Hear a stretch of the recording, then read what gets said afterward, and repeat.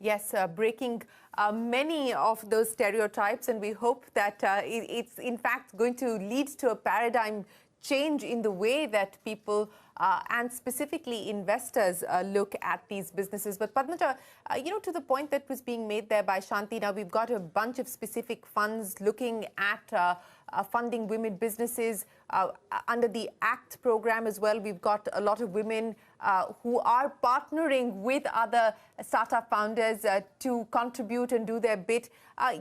As we move forward, what do you believe will have to be the next steps in this journey? To take this out of the metros, to take this into smaller towns across India? Yeah, I think you really hit upon a very, very high potential investing opportunity and for entrepreneurs to build. I think what we are seeing, and this has happened, I think, a little bit because of the pandemic with the technology enablement that has happened. I think a number of young entrepreneurs, women entrepreneurs, and even for that matter, men entrepreneurs are building very interesting ventures out of tier 2, tier 3 cities.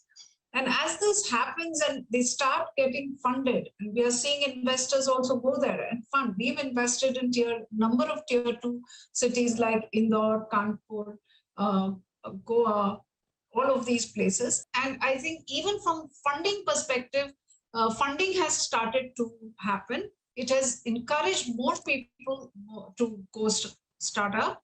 And that is creating a huge opportunity because there are new problems to be solved. Tier 2, tier 3 have their own problems that need to be solved, and these entrepreneurs are catering to that.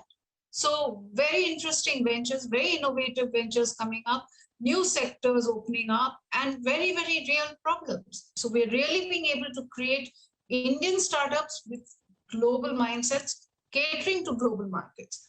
It can grow domestically, but it can also grow globally. So very, very, very interesting times ahead, for sure.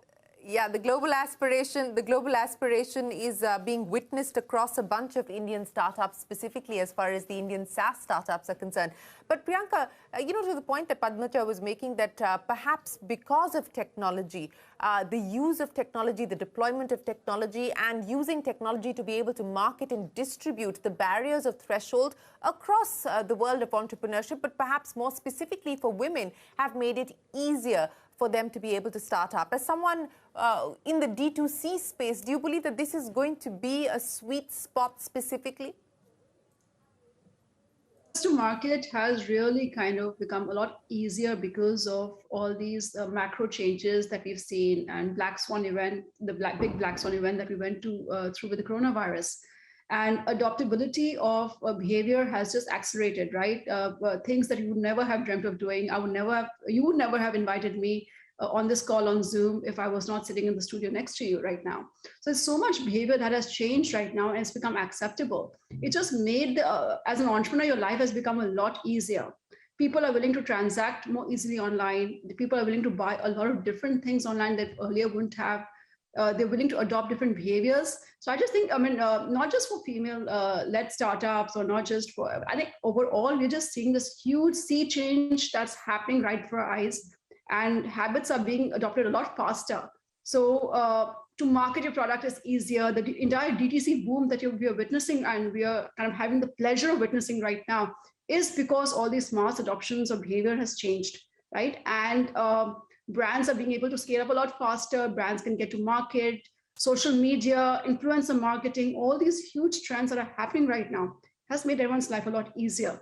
Building a brand is cheaper than it was before. It's easier. It's also a lot more crowded. And I think the best brands are going to surface. Ultimately, we genuinely believe that the customer is going to benefit, because India is and has been a brand poor country, even in the beauty space. Given the size of our population, we don't have enough brands out there. And all these kind of brands like ours that are coming up, they're there to fill in that gap because the customer is demanding it. Again, Shereen, hugely excited, super pumped up. I think it's a great time to be an entrepreneur today in India. And the Nykaa IPO has just kind of added further kind of injection of optimism and hope, and this kind of will to just go and get it and do this for ourselves.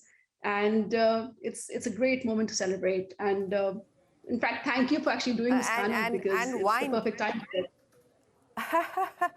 You know, I think Falguni said it best. She said there's absolutely no reason to shy away from putting the spotlight on yourself. And for too long, far too long, women have been apologetic about doing so. You know, and there's no reason for that to continue to happen. But Shanti, let me end by asking you, you know, when you started out, Shanti, before Let's Venture, what was the big hope that you had for yourself? And today in 2021, as you look at what's happening around you, I mean, what is the dream that you can now hope to dream of? So that's a great question, Shereen, because in 2013, when we started Let's Venture, right, there was no online payments, there was no technology-led enablement platforms, right? And really at that point of time, my vision was very simple. How do you make the process of fundraise easy for both founders and investors, right? But really today, I think in 2021, and like what Priyanka rightly said, I think thanks to you and thanks to all the spotlight and thanks to all the conversations around women founders, I think the journey is much better. That is one. And second is, I think there are a lot of people who are willing to give back today, right? So there are a lot of founders who are coming out and saying, I want to help build the ecosystem. And that has been probably the biggest takeaway for all of us in 2021, when we saw the ecosystem just come together, irrespective of whether you're a competitor or whether you are an equal player. I think people came together to say that I want to build the Indian ecosystem. Absolutely. I just want to add one you know, thing. we're hoping that we continue to have... I would just say, Priyanka, go ahead.